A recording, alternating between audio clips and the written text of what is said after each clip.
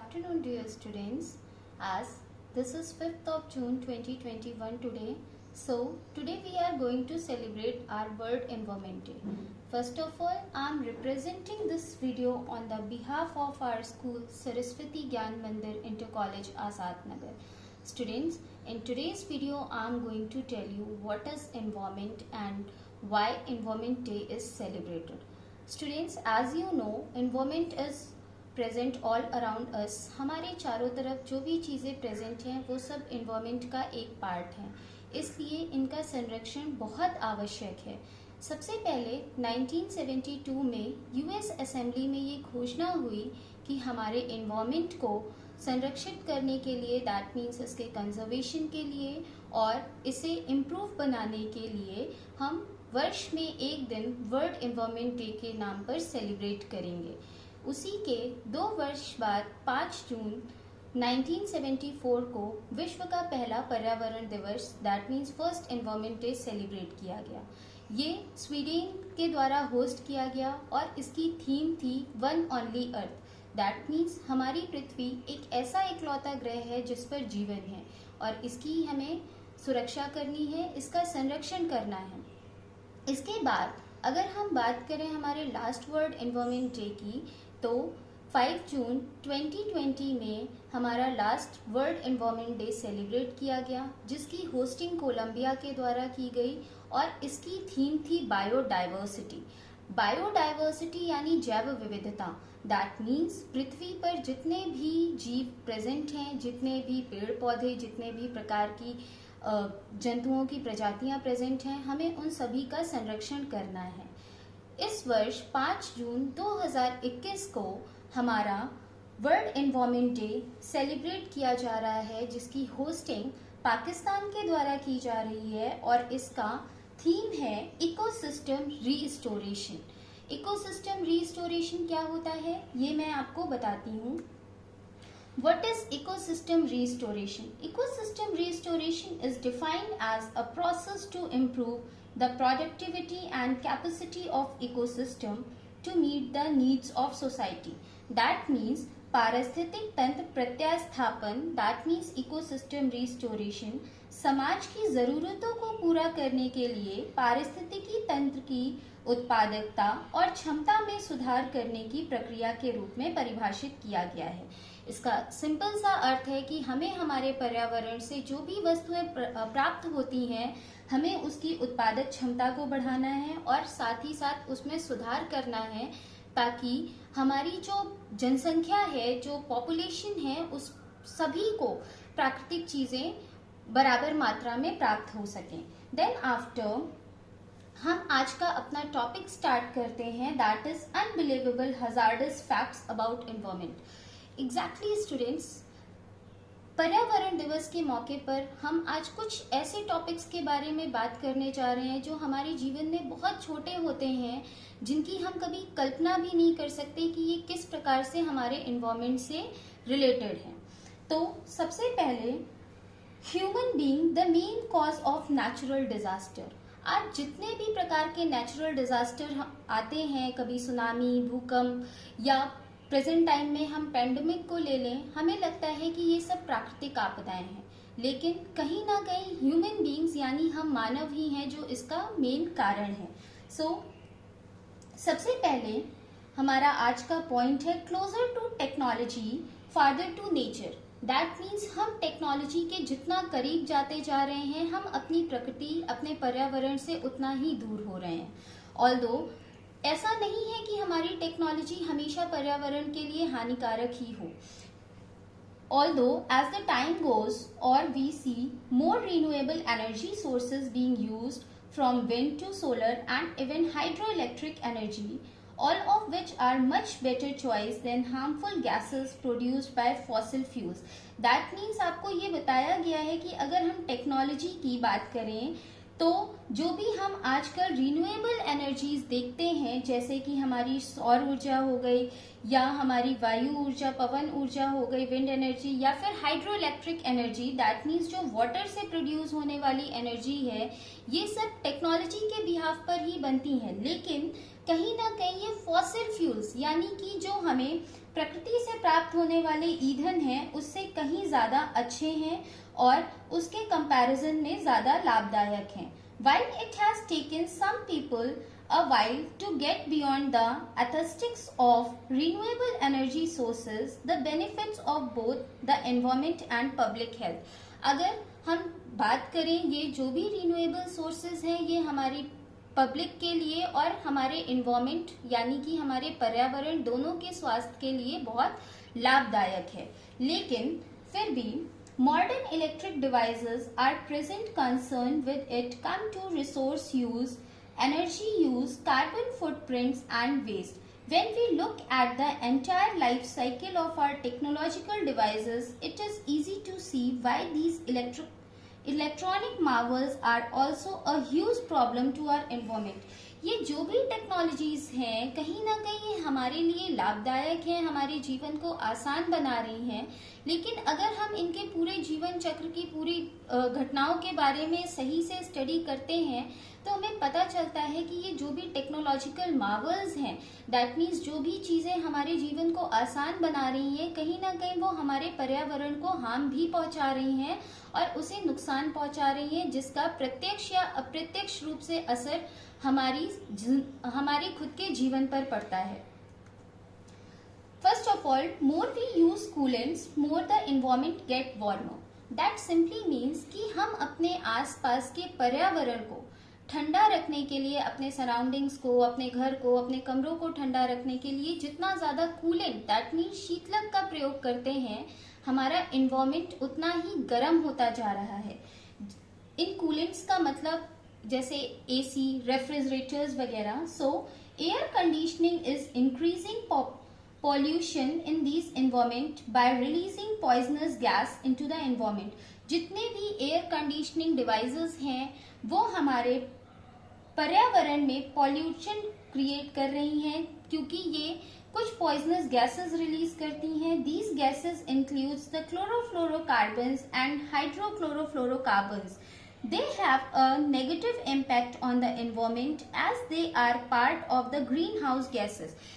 इन devices से, इन coolant से निकलने वाली क्लोरोफ्लोरोकार्बन गैस या फिर हाइड्रोक्लोरोफ्लोरोकार्बन गैस हमारे पर्यावरण पर निगेटिव इम्पैक्ट दैट मीन्स हानिकारक प्रभाव डालती है और पर्यावरण को ये प्रदूषित करती है क्योंकि ये सभी ग्रीन हाउस गैसेस के ही एक पार्ट हैं. Gases that trap heat and lead to depletion of the ozone layer. The problem is that the hotter our environment. ये गैसेस जो ग्रीन हाउस इफेक्ट से रिलेटेड होती हैं ये हमारे ओजोन लेयर के क्षरण का एक कारण है जिसकी वजह से हमारा पर्यावरण दिन प्रतिदिन गर्म होता जा रहा है. Now, what is chlorofluorocarbons? Chlorofluorocarbons को हम रेफ्रिजरेटर से निकलने वाली गैस में और एयर कंडीशनर से निकलने वाली गैसेस में हमें क्लोरोफ्लोरोकार्बन मिलता है. ये क्लोरोफ्लोरोकार्बन अपने साथ कार्बन को बाइंड करता है और साथ ही साथ एनवायरनमेंट को गर्म बनाता है क्योंकि ये हमारी ओजोन लेयर का दिन प्रतिदिन क्षरण कर रहा है. नाउ अनदर पॉइंट्स, हमारे पशु पक्षी. आपको पता है कि हम करेंटली सेल फोन्स का यूज बहुत ज्यादा कर रहे हैं. हम सभी के पास सेल फोन्स प्रेजेंट होते हैं. लेकिन आपको पता होना चाहिए कि birds are known to be sensitive to magnetic radiation. जो बर्ड्स होती हैं ये मैग्नेटिक रेडिएशन दैट मीन्स चुंबकीय प्रकरण के लिए बहुत सेंसिटिव होती हैं. Increasing the number of cell phone towers in city apparently are bring down birds population. किसी भी शहर में जो सेलफोन टावर्स हैं, मोबाइल टावर्स हैं, उनकी संख्या जितनी ज्यादा बढ़ती जा रही है उस शहर में बर्ड्स की पॉपुलेशन उतनी ही कम होती जा रही है. The microwaves that is 300 megahertz to 300 gigahertz emitted by cell phone towers and handsets have been found to be responsible for damaging eggs and embryo of sparrows. That means sparrow या गौरैया जिसके संरक्षण के लिए हम दिन प्रतिदिन बहुत सारे उपाय कर रहे हैं वो उनके मरने का एक कारण हमारे मोबाइल टावर्स से निकलने वाली माइक्रोवेव्स ही हैं, जो इनके एम्ब्रियो को और इनके अंडों को डैमेज कर देती हैं, जिससे इनकी जन्म से पहले ही मृत्यु हो जा रही है और इनकी जनसंख्या दिन प्रतिदिन कम हो रही है। Now harmful effects of using plastic bags. हमारे आसपास उपस्थित प्लास्टिक बैग या प्लास्टिक की छोटी छोटी चीजें जिनकी आपने कभी कल्पना नहीं की होगी कि ये किस तरीके से आपके पर्यावरण को और आपके पर्यावरण में उपस्थित छोटे छोटे जीव जंतुओं की हत्या कर रही हैं। आइए देखते हैं कुछ पिक्चर्स में। Small bad habits can kill so much innocent lives. आप इन पिक्चर्स को ध्यान से देखें। यहाँ पर छोटे छोटे प्लास्टिक बॉटल रिंग्स हैं और ये कहीं ना कहीं हमारे पॉल्यूशन हमारे इन्वायरमेंट में कचरे के फॉर्म में, गार्बेज के फॉर्म में इधर उधर पड़े रहते हैं, जो इनके जीवन को किस तरीके से नुकसान पहुंचा रहे हैं। आप इसके बारे में इन पिक्चर्स में देख सकते हैं। इसके अलावा ये कुछ एक्वाटिक एनिमल्स हैं। दैट मीन्स हम जो चीजें नदियों में या समुद्र में जो कूड़ा कचरा फेंक देते हैं, वो हम सोच भी नहीं सकते कि हमारी वो छोटी छोटी आदतें किसी जीव जंतुओं की मृत्यु का कारण हो सकती हैं। यहाँ पर आप देख सकते हैं कि एक प्लास्टिक ग्लव में जो सेलोफेन ग्लव है, उसके अंदर कैसे एक छोटी सी फिश फंस गई है, या फिर ये जो भी प्लास्टिक बैग्स हैं, ये एक्वाटिक एनिमल्स की जिंदगी के लिए बहुत खतरनाक होते हैं। Human beings killing innocents every day. हमें पता भी नहीं होता कि हम दिन प्रतिदिन जाने अनजाने बहुत सारे छोटे छोटे क्रिएचर्स की हत्या का कारण होते हैं। आप यहाँ पर देख सकते हैं किस तरीके से ह्यूमंस के द्वारा यूज की जाने वाली plastic waste material in animals को नुकसान पहुंचा रहे हैं। देन आफ्टर, ये एक पिक्चर है return gift of mother nature. ये पिक्चर रिप्रेजेंट की गई है एक कोची के सी बीच की। कोची में एक समुद्र के किनारे बहुत हेवी रेनफॉल के बाद में जो वेव्स आई, जो पानी समुद्र से बाहर आया, उसके साथ में एक बहुत लार्ज अमाउंट में कचरा समुद्र के तट पर आया। जो ये वही कचरा है जो मानव ने समुद्र के अंदर फेंका होगा। तो हम ये कह सकते हैं कि नेचर के द्वारा ये हमें हमारा रिटर्न गिफ्ट है, जो हमने दिया वही हमें प्राप्त हुआ। Then after, small steps to save our environment. वो कौन से छोटे छोटे से स्टेप्स हैं जिससे हम अपने पर्यावरण को सुरक्षित कर सकते हैं। हमें अपनी छोटी छोटी आदतों को बदलना है, बहुत ज्यादा कुछ करना नहीं है इसके लिए। First of all, the one health tribe, restore ecosystem, restore lifes. जैसा हमारा इस बार वर्ल्ड एनवायरनमेंट डे की थीम है इकोसिस्टम रिस्टोरेशन, उसके बिहाफ पे मैं आपको बताती हूँ एक हेल्दी एनवायरनमेंट की कल्पना हम तभी कर सकते हैं जब हमारे आसपास हेल्दी एनिमल्स होंगे, और हेल्दी एनिमल्स रिप्रेजेंट करते हैं हेल्दी पीपल को। दैट मीन्स अगर स्वस्थ मानव और स्वस्थ जीव जंतु प्रेजेंट होंगे तभी हमारा एनवायरनमेंट हेल्दी होगा। और हम कह सकते हैं कि अगर हमारा एनवायरनमेंट हेल्दी होगा तभी स्वस्थ मानव या स्वस्थ जंतुओं की कल्पना की जा सकती है। इसलिए हमारे लिए इकोसिस्टम को रिस्टोर करना और उसको सेव करना बहुत रिक्वायर्ड है। देन आफ्टर, ये एक बहुत छोटा सा पॉइंट जिसके बारे में हम सबने कभी नहीं सोचा होगा। ये तेजस्विनी अनंत कुमार हैं, जो चेयरपर्सन है अदम्य चेतना की। इन्होंने एक अपनी रिपोर्ट में ये बताया कि केरला में, सिर्फ केरला की इन्होंने बात की कि वहां पर जो दूध के पैकेट लोग इस्तेमाल करते हैं उसके द्वारा भी प्रतिदिन लगभग 5 लाख स्मॉल पैकेट्स ऐसे होते हैं, 50 लाख, जिससे हमारा एनवायरनमेंट पॉल्यूटेड होता है। आप ये देख सकते हैं यहाँ पर इस पैकेट में एक छोटा सा कट लगा हुआ है। इनका कहने का ये मतलब था कि हम जो भी पैकेट्स किसी भी चीज के, एक एग्जाम्पल इन्होंने दूध के पैकेट का लिया है, लेकिन हम किसी भी पैकेट की अगर बात करें, उसके कॉर्नर को जब हम कट करते हैं और उसको पैकेट से पूरा अलग निकाल देते हैं, दैट मीन्स ये टुकड़ा अगर हम पूरा अलग निकाल देते हैं तो जो पूरा प्लास्टिक का पैकेट होता है वो रिसाइकिल हो जाता है, लेकिन ये छोटा सा टुकड़ा रिसाइकिल नहीं होता है। और इन्होंने बताया कि केरला में, सिर्फ अगर केरला की बात करें तो ये कम से कम 50 लाख छोटे पीसेस ऐसे होते हैं जो पर्यावरण को नुकसान पहुंचाते हैं।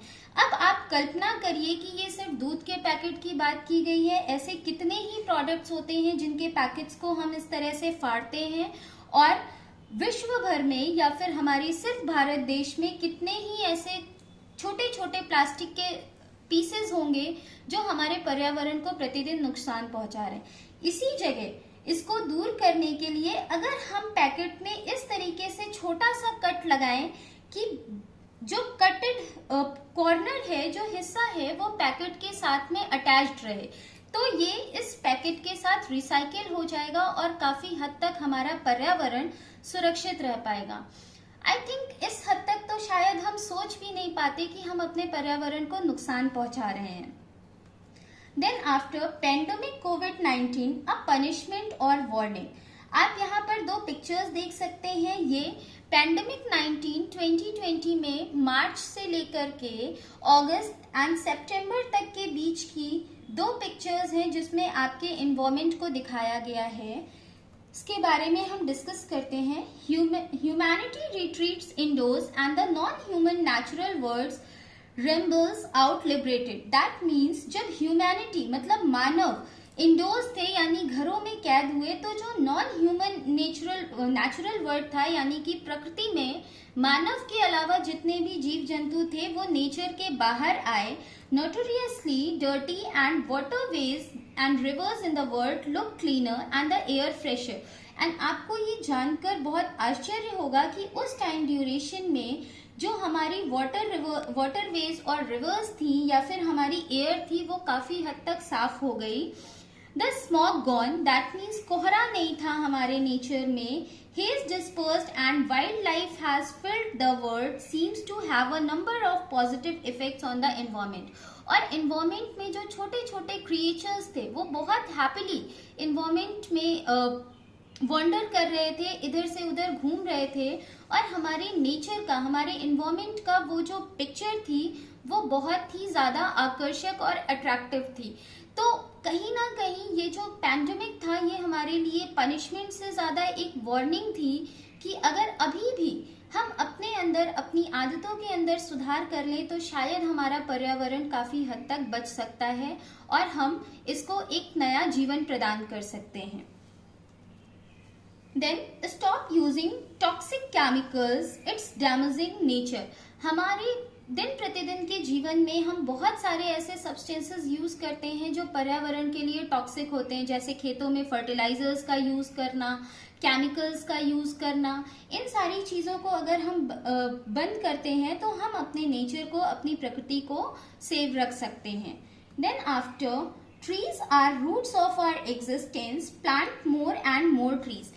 At the end of my video मैं आपसे ये रिक्वेस्ट करती हूँ कि हमारे आसपास जो पेड़ पौधे हैं वास्तविकता में वो हमारी ही एग्जिस्टेंस की जड़ें हैं।